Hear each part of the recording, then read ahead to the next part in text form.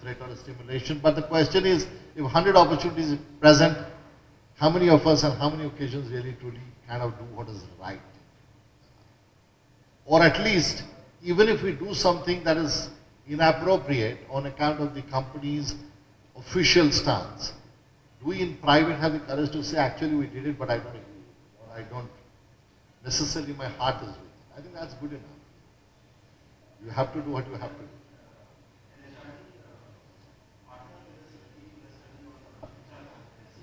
A few years back, I think 2010. Peter Capelli. Yeah, Wayne Brockbank. And one of the competencies which he talks about is credible activism. I think that is what you are referring to. So HR people fraternity has to be, credible activists. Yeah, that's professional jargon, but I actually, again, that's a risk also we run. Sometimes that courage when pushed too far, you become an activist, So your conviction pushed too hard becomes kind of, your activist. So, conviction and crusade are also different things. You're not raising a crusade actually. So Jack Welch once said that the HR head, I'm trying to remember, he said the HR head has to be both a pastor and a parent. A pastor so that people can come and share stuff with him or her, and a parent because he should have the right to admonish what's wrong. So he's not necessarily the union leader of people's rights in the company. It's very important for him again to strike the balance with what's necessary for the benefit and welfare of the people, which should actually ultimately benefit performance for the company. Now, this is not something that none of us know. But very rarely, I go back to my old line about what are we really measuring and what are we looking as competencies in the company. I mean, I'll tell you my own experience. We do a company-wide review and we keep shouting from the top of our head. Every company says customer is king, employees are important. They're all part of our mission statements, which I was saying it hangs in the remote corners of our conference rooms and not in our hearts. Is where meeting happens, you start with sales, start with marketing, and then you suddenly find you run out of time. HR or CS baad mein karenge. Training is always on a weekend. So these are things that are live examples of how every day we are murdering the principles of, and that's why I'm not surprised with what those 90 CEOs said. Those 90 CEOs said that because everybody thinks it's somebody else's job. And we are talking about more well-rounded people. So I'm conscious of others' time, more importantly even my own time. So Pankaj, if there is one last comment or question you can take and then over to you. Yes. So is there any last burning questions, sir? We will take and we'll close. I'll probably take a few minutes. I'm not from HR, I'm from academia.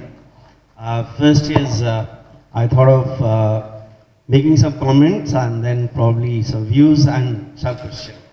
So three parts. You'll have to be brief, sir. Yeah. You'll have to be brief. So one is, we talked about, these three characteristics for a good CHRO.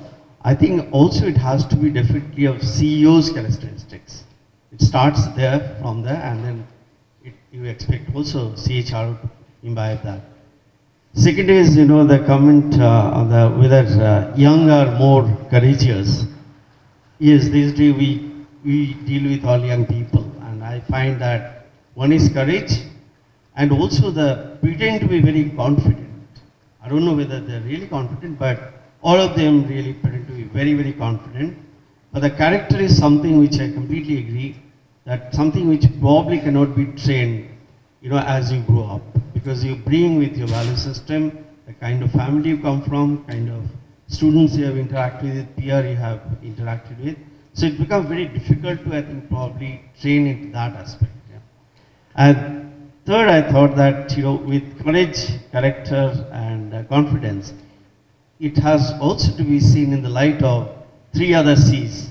And to my mind, it is the context, culture, and the climate. If you put these three in that context, probably same person might actually behave very differently on these three dimensions. And the question to you, that these three characteristics, how much as a HR person you think can be trained, can be imparted, and how much can come from within? Thanks.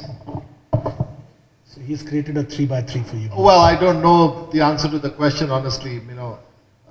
Can you train confidence? Can you train courage? Yeah, to an extent, yes. Maybe you encourage children to go and learn swimming, when they don't go into water, people have driving phobia, people have public speaking phobia. You help them to overcome fear. And the other aspect of confidence is overcoming fear, Confidence is what lies beyond fear, perhaps. So yeah, to an extent, it can be trained. But I think it is all also starts from childhood. I think one reason why perhaps young people are today more confident, seemingly, is because from childhood they have come up in an atmosphere today where they express opinion freely. The current education system encourages them to express their opinion freely. I came up with an education system that if I'm in a drawing class and I drew something and the teacher comes and says, "What is this?" I said, "This is a mango." He says, "This is mango." Oh. So I know that, this is not mango. So, but today I think that is not there. People are asked, encouraged to voice their opinion. So there is a different thing. So I think, yes, the context, the climate and culture and the educational climate and culture is changing, and therefore people are perhaps more confident, and sometimes I find also they display superior conscience because of the kind of social issues that they're talking about, whether climate change or wastage or poverty and issues of that kind.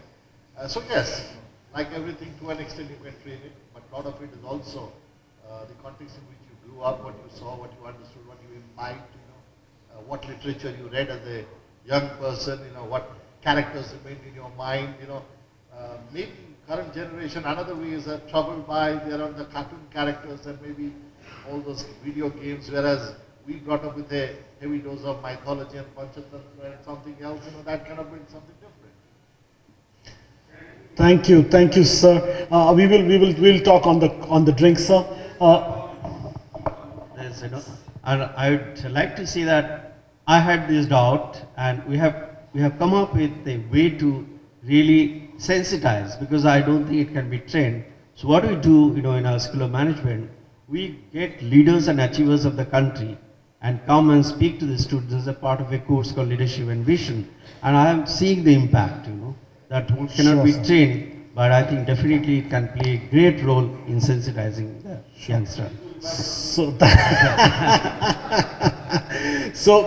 thank you very much. I think we couldn't have asked for a better evening, friends. So we will definitely send a note to the CEOs, and I was thinking what we'll write. So we'll write, so Santrupt was in a poetic mode, so I was thinking we'll write there, "Hum hi hum hai to kya hum hai, tum hi tum ho to kya tum ho." Right, so we will send that note to all of them. I think we will all walk together.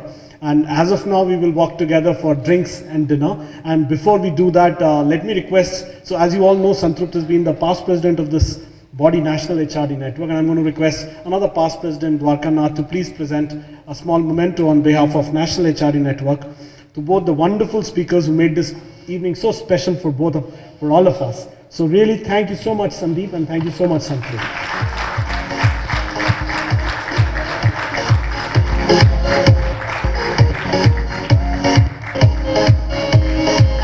Thank you so much, Sandip.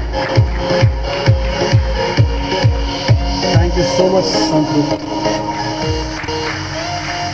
Thank you so much, Dwarka. And friends, please join us for cocktail and dinner and one another round of final applause for both the speakers. Thank you.